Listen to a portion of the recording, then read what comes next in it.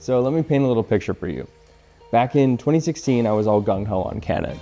I had Canon lenses, I had a Canon 6D, and I was shooting nonstop, and I was raving about, oh my gosh, Canon colors, they look so great, doing minimal editing, because I felt like I was like, oh, I'm getting exactly what I want out of this camera. And eventually, come about 2019, it had been about 3 years that I was using Canon, I jumped to the Fuji X-T30, and I sold all my Canon gear for it. I was just like, get me something new, get me something lightweight that I can carry around and I can just kind of shoot snapshots with and have a good time. And I loved the X-T30. I kept it for, I think, another 3 or 4 years. I think it was 3.5 years.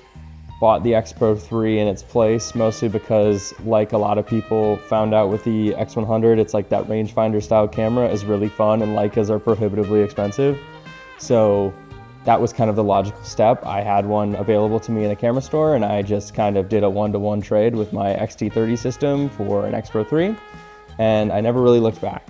I still have the X Pro 3, still a fantastic camera, but you know, I was definitely looking for that experience at the time.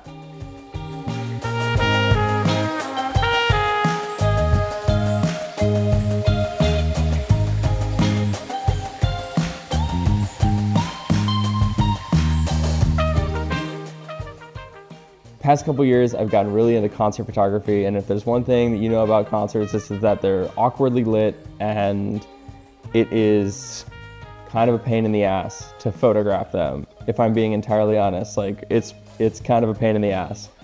So I think after a couple years of doing that, I realized maybe it's time to start looking at something new. And all my friends that are in concert photography are pretty much Sony shooters. A lot of them are A7 IV users. They love it to death. They think it's the perfect camera for that environment. And the results they get are stunning. But I just felt like what I liked about my Fuji was that it had some nice characteristics in the raw files. The grain looked kind of appealing. I won't say it looked like film because it didn't, but it looked more appealing than, say, my old Canon 6D did at high ISO. But the Fuji's AF was just lacking, and I was really looking for something new, and in came the Nikon ZF, and it was this new camera, similar kind of styling to the Fuji, right? Like the dials on top, the very film aesthetic, very much keen on marketing to like the film nerd kind of guy. And obviously that was something I liked. I had the Fujis, and I also grew up kind of early high school, middle school, using a Nikon FE2 and shooting film that way. So it was like kind of an easy one-to-one. I'm already very familiar with this kind of camera, the aesthetic, I like it. I have Nikon glass that I can adapt to this thing. And ultimately, it just kind of fell into my lap as the right camera for me. I think in holding it, I realized this is nice and hefty. It kind of brings me back to the 6D, but it's small enough that I feel like I can carry it around like the Fuji. And it kind of bridged the gap between those two extremes.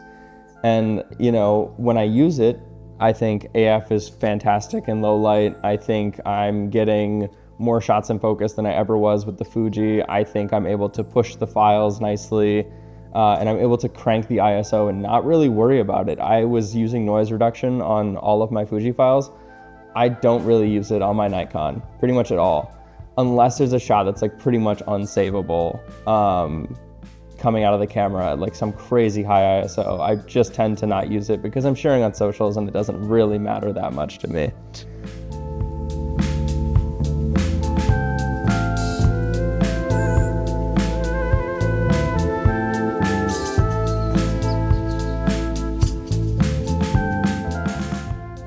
Yeah, you know, retro styling, it's definitely not for everyone. I think it's one of those things that if you like it, you like it. If you don't, you don't. Thankfully, right after I bought the ZF, Nikon came out with the Z6 III. So if, you know, that's more your speed, the more DSLR kind of style camera, by all means, go with that. It's a fantastic camera.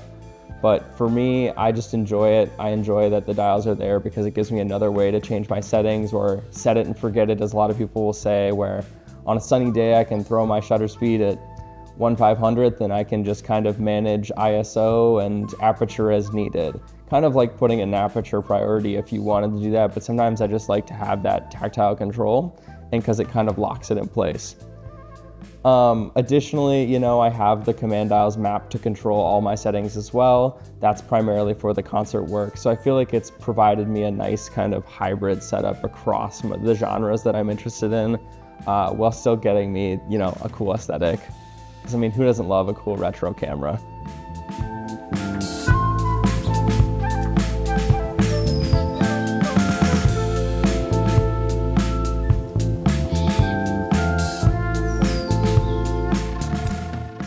One thing that I noticed, especially as I was kind of writing down my thoughts for this video, was specifically in relation to Fuji and why I bought the Nikon while still owning the Fuji.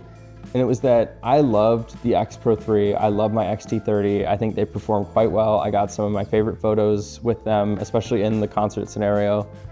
But I just feel like the direction that they're heading is maybe not one that I love. I liked their cameras because they were medium megapixel counts. Like, I think my X Pro 3 is like 26. It was like the perfect amount of resolution and performance for what I was doing.